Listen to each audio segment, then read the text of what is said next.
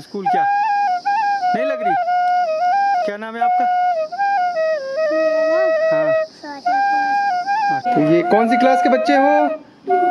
2। और उधर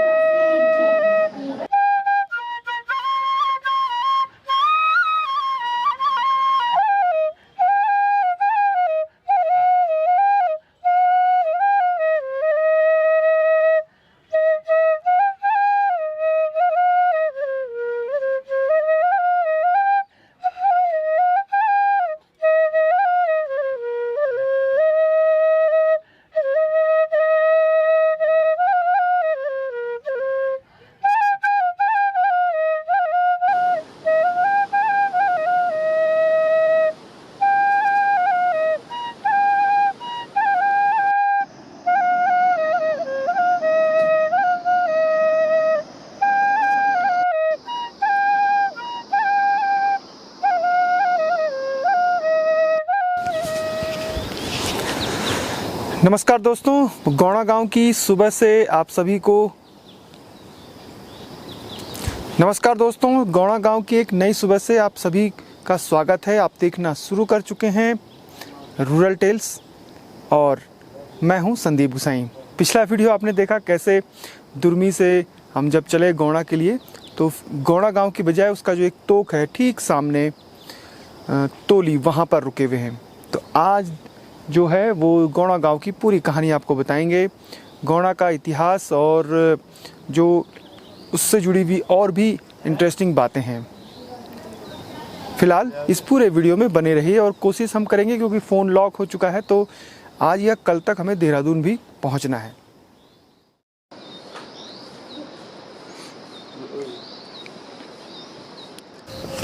अब हम आपको बताते हैं कि पहाड़ों में इस समय जो महिलाएं हैं सुबह करीब 6-7 बजे घास के लिए निकल जा रही हैं, तो उनके पास क्या क्या सामान होता है। आप लोग पूरा नो क्या चे? आप लोग नो क्या चे? कली देवी। अच्छा, ये बताओ आपके दूर लगो घासों को? वो पार जाओ धूप लागे पाना से गौड़ा गाँव मत ही। थैलम क्या जरा थैला दिखाओ दी। काकड़ी रोटी दिखाओ दी। चैन है। अभी दिखाते हैं आपको क्या क्या उन्होंने अपने झोले में रखा है। ये है ककड़ी, ये होगी करीब 2 किलो की। और फिर ये रोटी सब्जी बस। और एक ककड़ी और है। ये पहाड़ की महिलाओं का सबसे बड़ा हथियार दाती। और एक रस्सी है, ये रस्सी है। तो ऐसे पूरे पहाड़ों में आजकल महिलाएं जो हैं वो हर सामान पैक करके और घास के लिए। उम्र कत हो गई आप? 60 साल। 60 से ज्यादा। कद दिन तक घास को जाना पल? कद दिन तक जान घास? 4 दिन, 10 दिन, 1 महीना? कद दिन जान? 1 महीना तक पूरी सर्दी घास कटना। अच्छा, कितने दूर चक बड़े बहुत दूर च? ये जो दिनचर्या है पहाड़ की जो महिलाएं हैं उनकी यही दिनचर्या है। इस समय घास लेने वो सुबह निकल जाती हैं, अपने साथ ककड़ी, रोटी, सब्जी, पानी, और जंगल के ऊपर पहाड़ों में वहाँ से घास काट कर ले आती हैं। कई गांव के महिलाएं तो करीब 8-8, 10-10 किलोमीटर दूर जाती हैं घास के लिए। अब सोचिए आप, अपने जानवरों को, गायों को, भैंसों के लिए चारा लाने के लिए कितनी मेहनत यहाँ की महिलाएं करती हैं। अब कद बजे तक आना पल? कद बजे तक वापस आना? 2 बजे। अच्छा, अभी सुबह खाचे कुछ? खाचे रोटी? ये रोटी खाए। ये रोटी? अच्छा। एक रोटी खाए?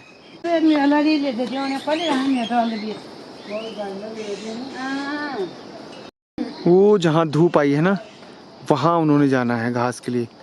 तो इन पहाड़ों में सबका हिस्सा है, इनका भी हिस्सा है वहाँ पे, तो वहाँ वो जाएंगे और अपने हिस्से की घास काटेंगे और करीब 1-1:30 बजे 2 बजे तक आएंगे, यानी खाने तक।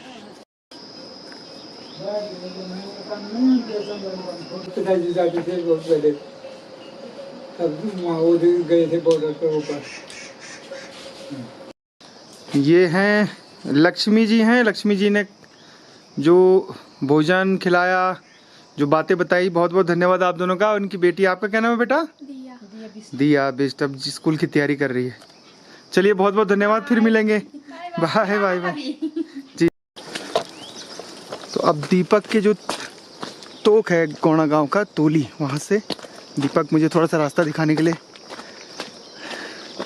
जा रहा है। जाके वहाँ से फिर मैं अपने आप जाऊँगा। थोड़ी देर में स्कूल भी जाएगा। स्कूल कितने बजे लगती है दीपक? 9 बजे। और यहाँ पर बहुत सारे मंडवा और गेहूँ होते हैं और यहाँ पे लोगों के खेत भी है बहुत सारे। मेरे गांव के ऊपर भैरवनाथ का मंदिर भी है, वहाँ लोग सारे दर्शन करने के लिए जाते हैं। पढ़ाई ठीक होती है दीपक? जी। अच्छा, चलो ठीक है, ओके ओके।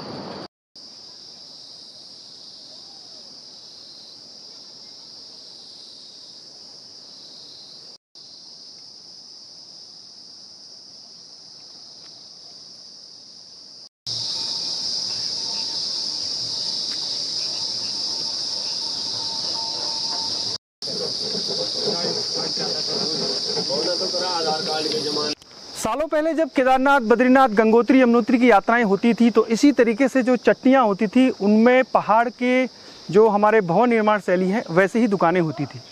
तो ये दुकानें भी हमें याद दिलाती हैं कि सालों पहले जब निजमुला घाटी में सड़क नहीं थी, या बहुत पीछे से यानी चमोली से जब पैदल चलते थे इस घाटी के लोग, पाणा, ईरानी, झीझी, पगना, इन सभी गाँव में दुर्मी, तो ये उनका मुख्य पड़ाव था यहाँ गोणा से।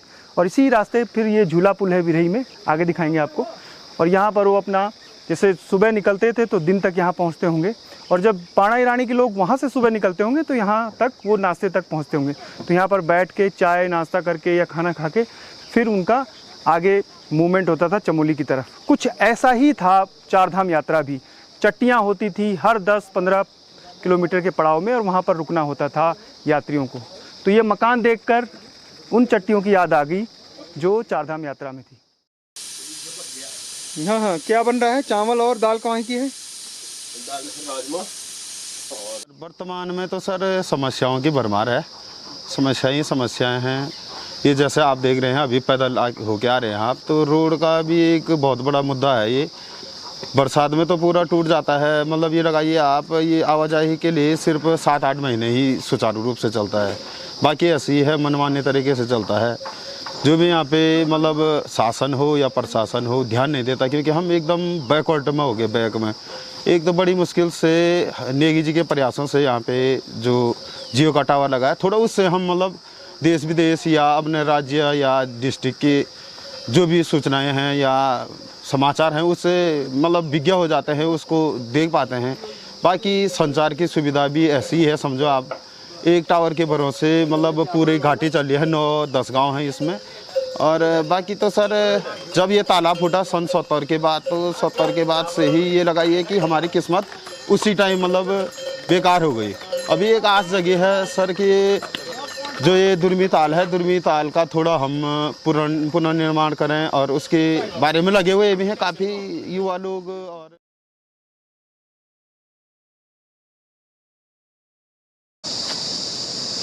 वीडियो करने में बाय बाय करो ना, बाय बाय। क्यों?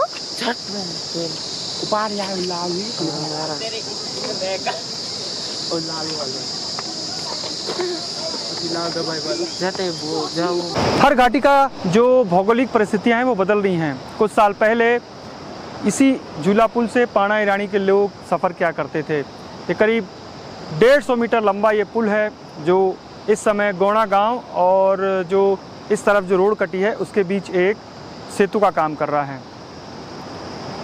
काफ़ी मेहनत से ये बनाया गया होगा। इसके नीचे जो बिरही गंगा है वो बह रही है, और स्कूल के बच्चे इसी से देखिए कैसे स्कूल जा रहे हैं। क्या नाम है बेटा आपका? और आपका? रविंद्र। अरे 2 बच्चे और आ रहे हैं भागते हुए। देर हो गई, देर हो गई।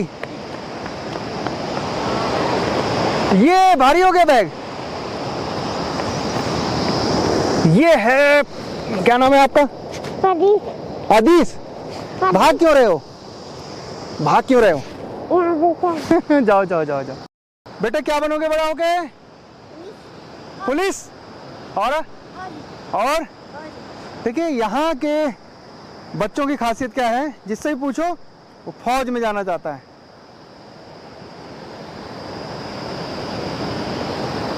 चलो जाओ स्कूल, देरी हो रही नहीं तो टीचर मारेंगे आपको। चलो।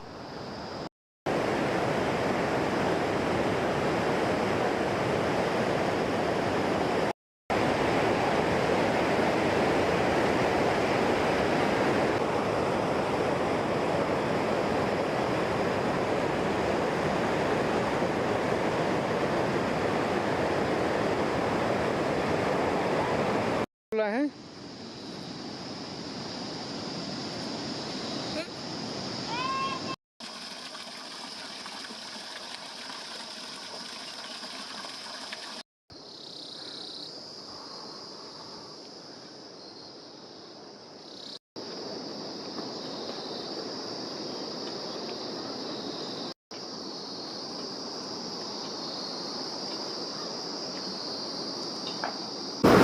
अब आप सोचिए कि 1893 में जब गौड़ा गांव के ठीक सामने ये जो पहाड़ दिख रहा है, ये वाला, ये टूटकर पूरा मलबा उस तरफ गिरा था। अब इसे कुदरत का करिश्मा ही कहेंगे कि गौड़ा गांव को कोई नुकसान नहीं पहुंचा, कोई भी घर डैमेज नहीं हुआ, कुछ खेत उनके उस तरफ रहे होंगे, वो पूरा मलबा आके वो दब गया। वरना इस गांव के ऊपर 90 डिग्री पर पूरा पहाड़ खड़ा है। ऊपर देखते हैं तो ऐसा लगता है कि कब कहां से कोई पूरा लैंडस्लाइड हो जाए और गांव को नुकसान पहुंच जाए। लेकिन सदियों से गांव है, सालों से गांव है और अभी तक गांव सही सलामत है। लेकिन वाकई में इन लोगों का जीवन जो है वो बरसात के समय तो ऐसा लगता होगा कि इन लोगों को थोड़ा सा कपकपी और डर तो रहता ही होगा।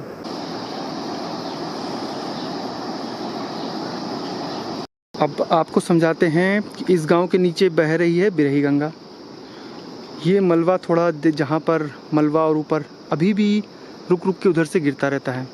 सामने देखिए जो पिछले वीडियो में हमने दिखाया था, सड़क है जिसके ऊपर वो सड़क जा रही है, तो वहाँ से भी मलबा गिर रहा है। कुल मिला के आसान नहीं है, आपदा प्रभावित क्षेत्र है ये। हर साल यहाँ पर लैंडस्लाइड होता ही रहता है और 150 सालों में बहुत बड़ी घटना भी सामने आ जाती है। 1893, 1971 जब बड़े भूस्खलन, बादल फटना और अर्थक्वेक प्रोन तो है ये इलाका।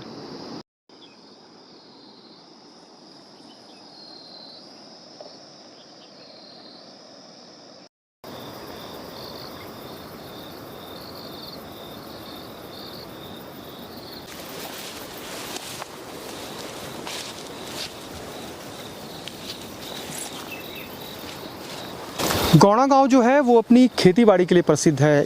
जहां मैं खड़ा हूं इसके ऊपर और इसके नीचे तक, नदी के किनारे तक पूरे उनके खेत हैं और इस धार के उस तरफ भी और उसके ऊपर भी। कुल मिला के नदी से लेकर ऊपर पहाड़ के काफ़ी ऊंचाई तक उनके बहुत सारे खेत हैं। और जो पारंपरिक फसलें पहाड़ों में होती है, जैसे ये मंडुआ दिख रहा आपको जिसको कोदा भी बोलते हैं, उसके अलावा चौलाई है, राजमा है, मकई है और झिंगोरा है, ये पूरी फसलें यहाँ पर होती हैं। और गांव की अपेक्षा जो जो गौड़ा गांव है उसकी खेती थोड़ा सा मुझे ज़्यादा दिख रही है, क्योंकि सामने की पहाड़ी से जब हम इधर की तरफ देखते हैं तो पूरे खेती खेत दिखते हैं। और स्थानीय लोग बता रहे थे कि इसके ऊपर करीब 4-5 किलोमीटर और ऊपर भी जो इस गांव के पूर्वज थे उन्होंने खेत बना रखे थे, यानी पहले जो थे वो वहाँ तक अपनी खेती करते थे। लेकिन समय के साथ अब खेती बाड़ी हर जगह पूरे पहाड़ में कम हो रही है, तो यहाँ भी कम होती जा रही है। उत्तराखंड में एक गांव ऐसा है गौड़ा गांव, जिसे शायद लगभग सभी जो जितने भी इतिहासकार हैं, जितने भी पूरे भारत में सभी जानते होंगे। इसका बहुत पुराना इतिहास रहा है। तो हमारे साथ गौड़ा गांव के बुजुर्ग हैं, वो अपनी आंखों देखी बता रहे हैं 1893 तो करीब बहुत पुराना है, लेकिन दूसरी बार फिर झील बनी थी बिरही गंगा में 1971 में आसपास। तो तब की वो अपनी आंखों बता रहे हैं। पूरा नाम आपका? गुमान सिंह बिष्ट। गुमान सिंह जी, तब आपकी उम्र कितनी थी जब ये 1971 की बात है या 73 की? 71 की। हाँ। और ये मैं उसमें मतलब कक्षा 6 में पढ़ता था। हाँ। यहाँ पे सीनियर बेसिक स्कूल था एक, और वहीं पे जहाँ पर ये है अभी? नहीं, हाँ। ये बह गया वो। बह गया वो। और वहीं पे ये एक हॉस्पिटल था, ये यूनानी, ये होम्योपैथी। तो दोनों बह गए थे। तो महीना कौन सा था? जुलाई। जो जुलाई का महीना। हाँ। और 28 जुलाई ऐसा है उसका, 28 जुलाई की बात है।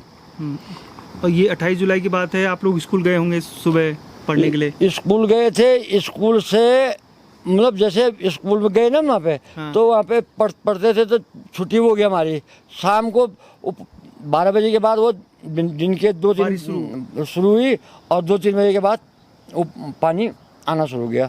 ये स्कूल बह गए, ज़मीन बह गई, वो लोगों के वो सारे नीचे मतलब ये बस्ती के लोग थे वो बह गए। तो उनका सामान हमने, स्कूल का सामान, बच्चों का, जो गुरुजी लोगों के ऊपर गाँव में एक पेड़ के 5 बजे के आसपास बहुत बड़ा धमाका हुआ। क्या हुआ मतलब जब वो टूटा पहाड़ नीचे?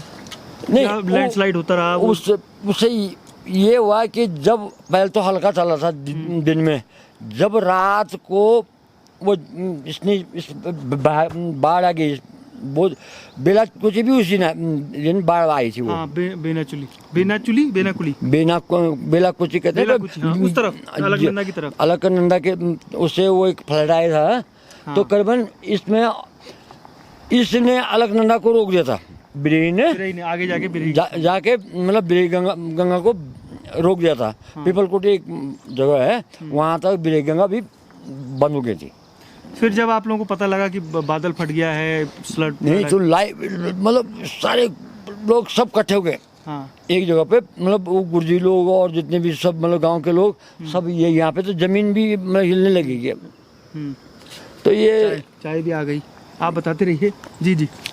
तो जब अब इसमें बताते हैं कि मतलब ये श्रीनगर में इसी एक मछली मिली। हाँ।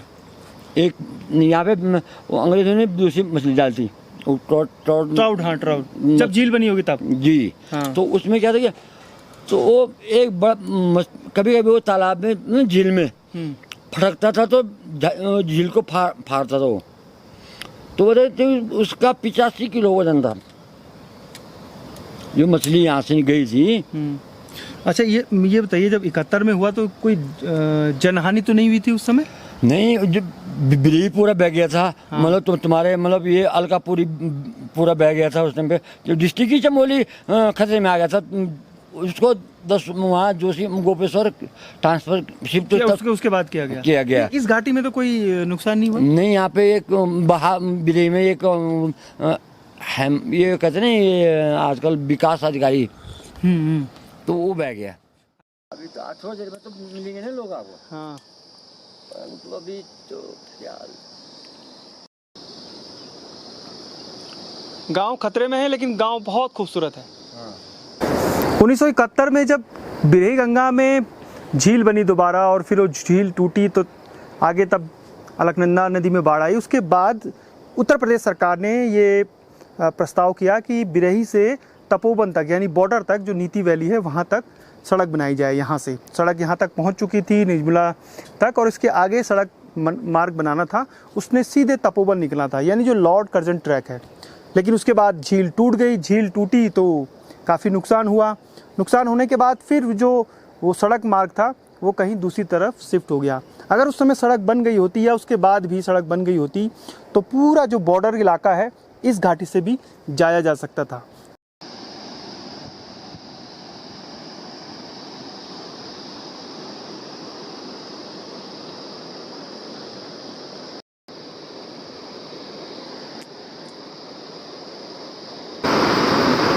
जो पहाड़ों का रहन सहन है ना, वो बहुत तेज़ी से बदल रहा है। कभी कभी मैं सोचता हूँ कि आज से 40 साल पहले लाइफस्टाइल कितनी अलग थी।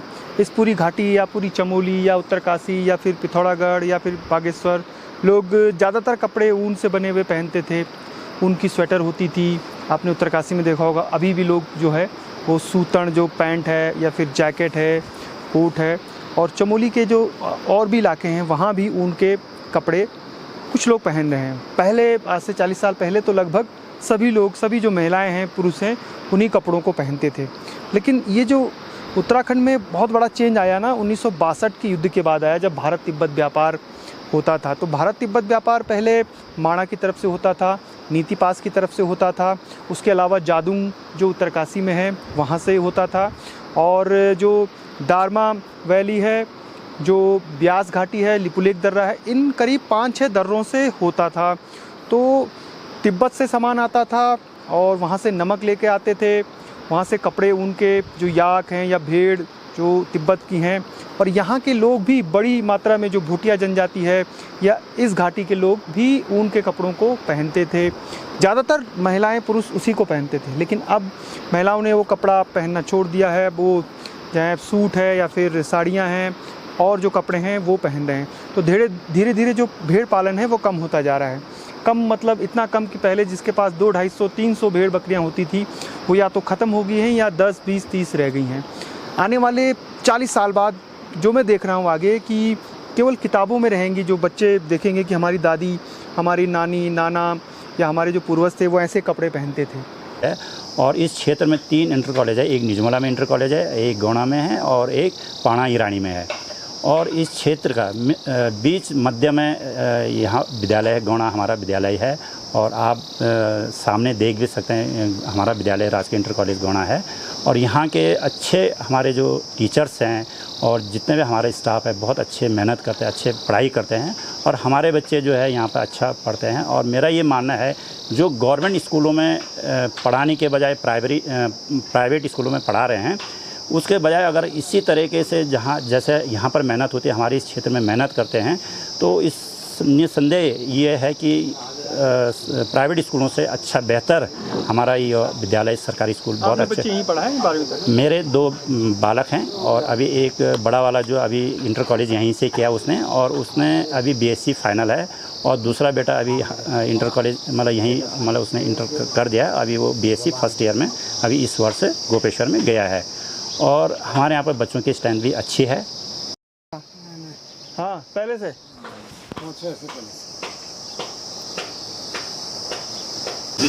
उत्तराखंड में टोपियों का एक अपना एक इतिहास रहा है। गढ़वाली टोपी जो वीर चंद सिंह गढ़वाली पहनते थे, तो ये है वो टोपी। और बहुत सारे लोग हिमाचल की टोपी पहनते हैं जो गोल होती है, और उसी को कहते हैं गढ़वाली टोपी है। तो फिलहाल इसको कहते हैं गढ़वाली टोपी। तो कन्फ्यूजन मत रखिएगा, जो गढ़वाल की टोपी है वो ऐसी है। हाँ, इसका कलर कभी कभी सफ़ेद भी रहता है, लेकिन ब्लैक ही मेन है। आप लोग नो क्या चे? गोविंद सिंह यो चे हैं गढ़वाल टोपी? गढ़वाल टोपी। आप हमेशा रहन सर पर है? हाँ, हमेशा सर की शान है ये। बिल्कुल सर के सब बाल नहीं है, क्या करने, देख लो कुछ नहीं, क्या ढगना पड़ेगा। बाल नहीं है वो बात अलग है, नहीं रहता है हमेशा। टोपी जब बाल थे तब भी था, रहता था। हाँ, जब बाल नहीं भी है तो भी रहना पड़ेगा। आप का दुख तक पार 5-3 तक। अब फिर क्या कहे एक बात? और कुछ ना, वो गोरू चराए, कोई बाछुर चराए। हाँ, और क्या करना था? नाम के बताया पल? गोविंद सिंह। गोविंद सिंह बरतवाल। ये गांव में गोमी वो पूछ मिले एक बुजुर्ग से, कतुक पाड़ा पर उन बाल 3.5 3.5 पाड़, 3 साल पाड़, और एक बार 6 महीना और पाड़ लो, एक बार छोड़ दिया पड़े। ठीक बोलते हैं बेचारा। तो बोलते नहीं पाड़े नहीं ना 3.5 पढ़ो ना, 3 पाड़।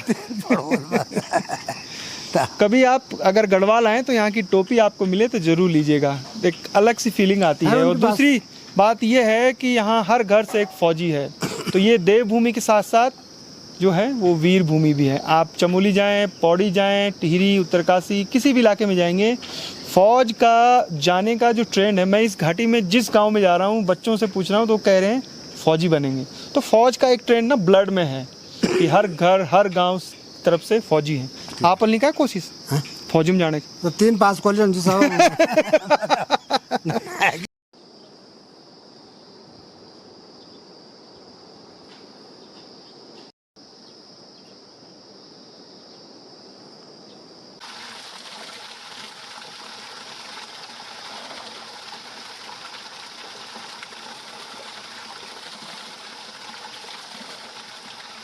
इस पूरी घाटी में गौड़ा प्राथमिक विद्यालय सबसे पुराना है। और जब यहाँ सड़क नहीं थी तो पूरी घाटी के लोग पाणा ईरानी से लेकर और नीचे निजमुला के तरफ के सारे जो बच्चे हैं इसी प्राथमिक विद्यालय में पढ़ने के लिए आते थे। वक्त बदला धीरे धीरे और उसके बाद हर गांव में एक प्राथमिक विद्यालय खुल गया, लेकिन अभी भी इस प्राथमिक विद्यालय की और यहाँ पर एक इंटर कॉलेज है जिसकी जानकारी हम और आगे देंगे, पूरा फेमस है। टीचिंग स्टाफ हो, बच्चे हों, स्कूल हो, पूरे ज़िले में इस गौड़ा जो क्षेत्र है उसके जो इंटर कॉलेज है और प्राथमिक विद्यालय है वो अपने आप में खास स्थान रखता है। तो आइए कुछ बच्चों से आपको मिलाते हैं। प्राथमिक विद्यालय गौड़ा के बच्चे। बेटा आपका नाम बताओ पूरा। कुमारी श्रेया पवार। जी श्रेया, बताओ आपके प्रदेश के मुख्यमंत्री कौन हैं? श्री पुष्कर सिंह धामी। और हमारे राज्य की राजधानी कहाँ है? देहरादून। और आपके ज़िले का नाम क्या है? हमारे ज़िले का नाम चमोली है। ठीक है। और बद्रीनाथ धाम कहाँ है? चमोली ज़िले में। वैली ऑफ फ्लावर कहाँ है? फूलों की घाटी। कहाँ है वो फूलों की घाटी कहाँ है? जी इसी ज़िले में जी। अच्छा, कोई कविता आप सुनाओगे? जी। वो देखो माँ आज खिलौने वाला फिर से आया है, कई तरह के सुंदर सुंदर नए खिलौने लाया है। हरा हरा तोता पिंजड़े में, गेंदे के पैसे वाली, सरसर सरसर सरसर सरसर चलने वाली, सरसर सरसर। भूल गए? अच्छा, बड़े होकर क्या बनोगे बेटा? जी मैं बड़े होकर पुलिस ऑफिसर बनूंगी। पुलिस ऑफिसर बनोगे? चलो।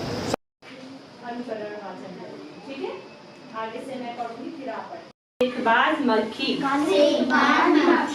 एक था जंगल, उस जंगल में एक शेर भोजन करके आराम कर रहा था। इतने में एक मक्खी उड़ती उड़ती तिब्बत के 32वें राजा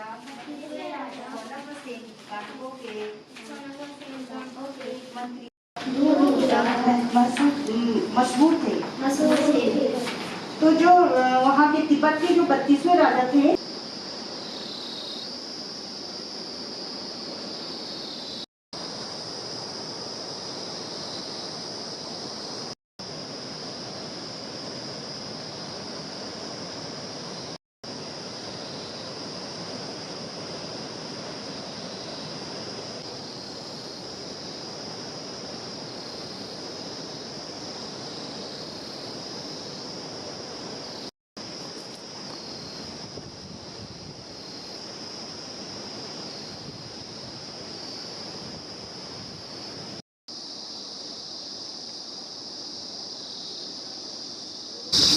उत्तराखंड में पलायन की बातें जब होती हैं तो कुछ कारण ऐसे हैं जो आधार कारण मान जाते हैं, स्वास्थ्य, शिक्षा और रोजगार।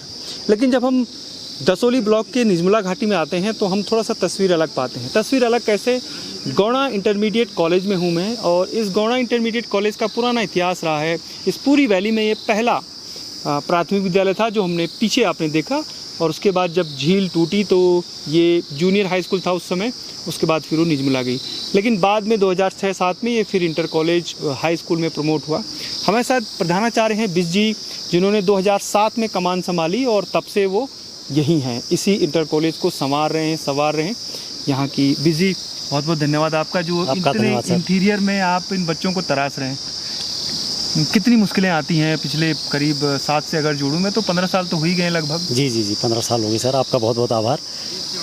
मुश्किलें तो बहुत आती है, भौगोलिक दृष्टिकोण से देखो, आप सामाजिक दृष्टिकोण देखो, क्योंकि हम जिस क्षेत्र में हम काम कर रहे हैं उसमें आज बहुत परिवर्तन आ गए हैं। बच्चों के पास वो फैसिलिटीज़ यहाँ पर नहीं है जो हम उन्हें देना चाहते हैं। फिर भी हमने अपने प्रयासों से, अपने जितने भी हमारे पास प्रयास है उनका सर्वश्रेष्ठ करने का प्रयास हमारा है। और मेरे साथ सौभाग्य की बात यह है कि मेरे साथ में अच्छी टीम है और मेरे साथ में सभी यंग जनरेशन है और सभी लोग अपना 100% देने का प्रयास करते हैं, जिसके कारण हम थोड़ा सा इतना आ पाए हैं। जो हम चाहते हैं वो अभी तक हालांकि दूर है, मानक आपने काफ़ी हाई सेट कर रखा है। अभी तो प्रयास है कि हम क्या कर पाते हैं। लेकिन जब हम इस विद्यालय में हम आए, शुरू में जब हमारा अपॉइंटमेंट हुआ था 2007 की बात है, अक्टूबर, तो मुझे भली भांति याद है कि उस समय हम जब विद्यालय में आए थे तो आप यकीन करोगे साहब, यहाँ की जो बेटियाँ थी उन बेटियों के सिर में जूं थी। अब कहना थोड़ा सा अजीब सा भी लग रहा है। तो मैं देख करके मैं पढ़ाने लगा तो धूप में ऐसे ही बैठे थे, तो बच्चों के सिर पर जूं इस तरह से उसके कान के नीचे से इस तरह से आ रही थी, तो मुझे लगा, तो बोल भी नहीं पाया मैं उनको, क्योंकि इस बच्चे को भी शर्मिंदा नहीं होना नहीं करना। हाँ, तो मैं स्वयं मैं मेडिकल लेके आया, मैंने बच्चों को दिया, मैंने कहा बेटा आप इससे सर धो, और सर धुलने के बाद 2-3 बार जब ये चीज़ करी तो बच्चों को भी लगा कि यार कुछ नया सा हो रहा है। यहाँ आप देख रहे चाहे कोई पत्थर लगा हुआ है, हमने पत्थर का मतलब ये है कि जो यहाँ डिजाइनिंग हो रखा है, विद्यालय में जो फूलवारी बन रखी है, तो ये हमने और बच्चों ने मिल करके, कोई भी पेड़ होगा आप देखेंगे यहाँ पर, आप पीपल का पेड़ भी देखेंगे, आम का पेड़ भी देखेंगे, तो इधर पीछे केले के पेड़ भी हैं, तो बरगद के पेड़ भी है। तो ये इस भौगोलिक क्षेत्र में ये चीज़ें बहुत आसान से पैदा नहीं हो रही आसानी से।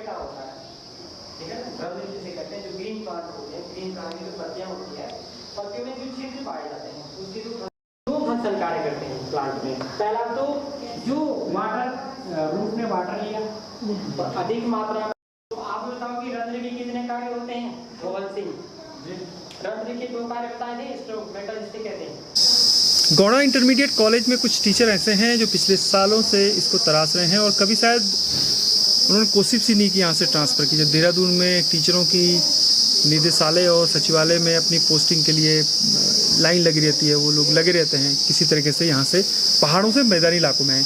आपका पूरा नाम बिजी? मैं बलवंत सिंह बिष्ट गौचर से हूँ। हेलो जी, आपने नहीं सोचा कि यहाँ से मैदानी इलाकों में चला जाए? नहीं, हमें अपने पहाड़ों में अच्छा लगता है अध्यापन कार्य करते हुए। कितने साल हो गए यहाँ?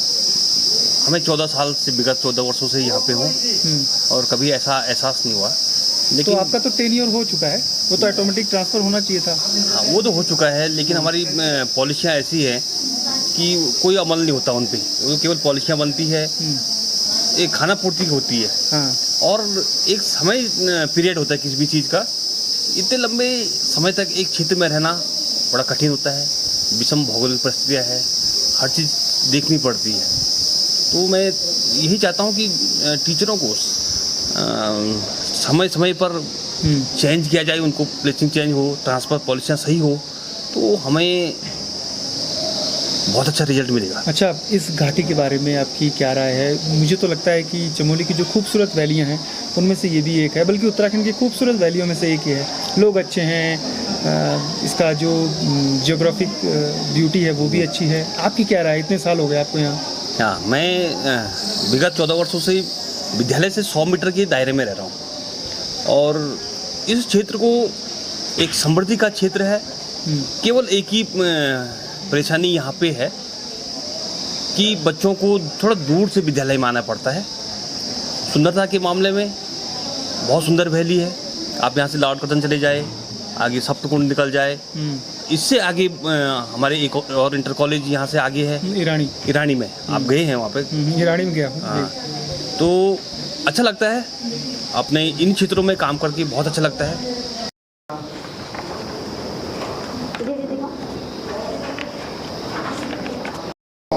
क्या नाम बेटा आपका? प्रिया।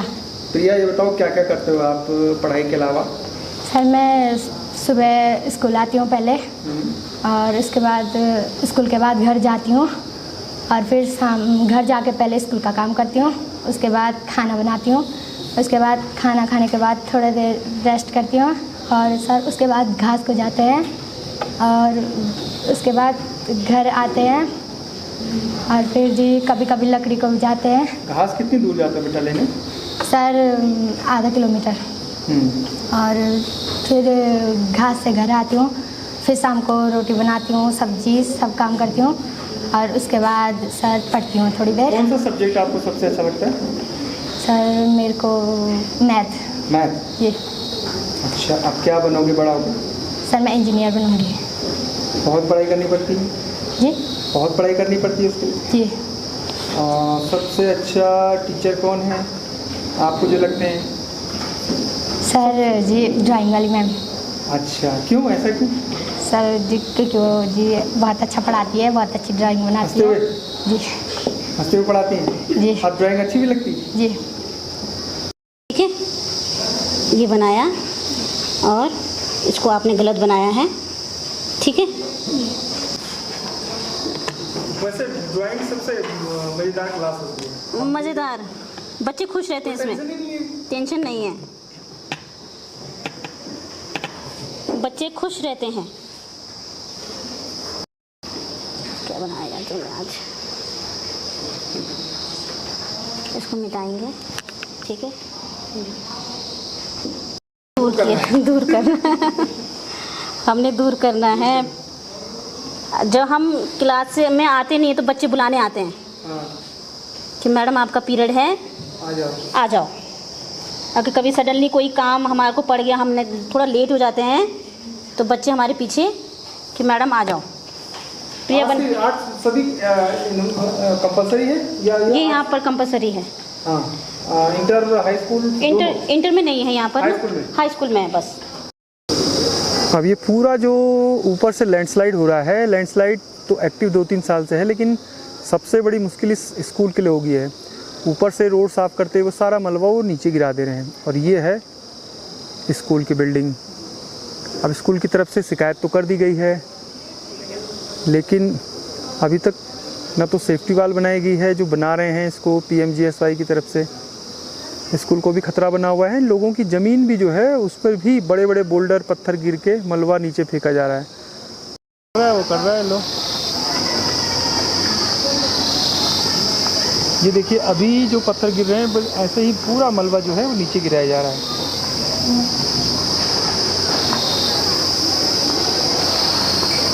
रोड बना है वो ईरानी जाने के लिए। ये स्लाइडिंग जोन है, तो ऊपर जस्ट इसके पीछे ही, विद्यालय के पीछे ही ये सब मलबा आ रहा है। तो भविष्य में ऐसी संभावना है, या फिर जब कभी बड़े बड़े पत्थर आते हैं तो विद्यालय में आने की संभावना ज़्यादा बनती है। तो हमें अक्सर अचानक ही बाहर निकलना पड़ता सभी बच्चों सहित। तो इससे खतरा तो बना हुआ है। इसकी जानकारी हमने इस विभाग को भी दी है, और ये जो PMGSY वालों को भी दे रखी है। हमने अपने स्तर से भी दे रखी है, और अपने शिक्षक अभिभावक संघ की तरफ से भी ये चीज़ें पहुंचा रखी है। लेकिन अभी तक मेजर उठा रहे हैं या वैसे ही चल रहा है? अभी तक तो वैसे ही चल रहा है। अभी तक तो उठा रहे हैं आप लोग? जी सर हम अपने स्तर से पूरा प्रयास करते हैं जितना हमसे हो सकता है कि हम बच्चों को अच्छा से अच्छा दें, क्योंकि यहाँ पे बहुत दुर्गम क्षेत्र है, बच्चों को ज़्यादा सुविधाएं नहीं मिल पाती हैं। तो हम कोशिश करते हैं कि ज़्यादा से ज़्यादा उन्हें पढ़ाने की कोशिश करें, जितना हम उन्हें दे सकें। नेटवर्क से ढूंढ ढांढ के सब प्रयास करते हैं देने का। मुझे 14 साल पूरे हो चुके हैं। शुरुआत में जो टीम किया थी उसमें भी आप शामिल हैं? जी। अच्छा लगता है यार इतना समय एक इंटर कॉलेज में देना? जी सर, अच्छा लगता है। कुछ अनुभव अपने? सर अनुभव तो ये है कि बच्चे पहले काफ़ी वो आते थे, जैसे साफ़ सुथरे नहीं आते थे, बुक्स नहीं होती थी, लेकिन अब काफ़ी जागरूक हो गए हैं, और जो पेरेंट्स हैं वो भी काफ़ी जागरूक हो गए हैं।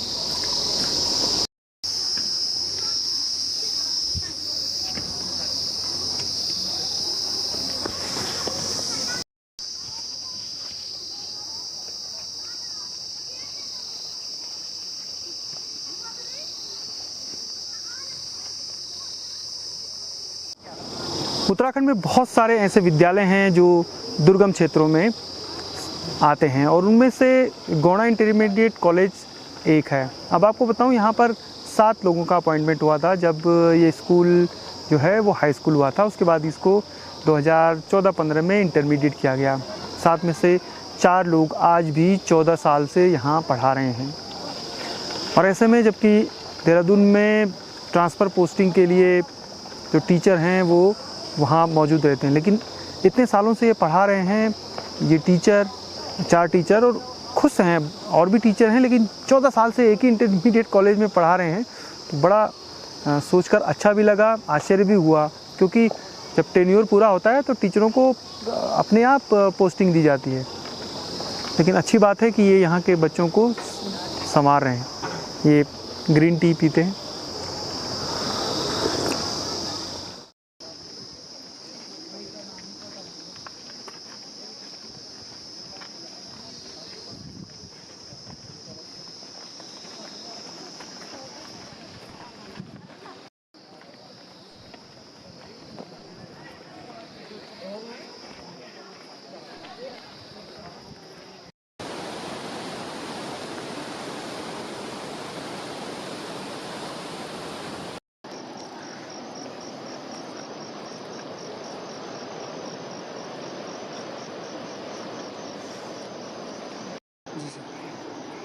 खेती बाड़ी देखो ना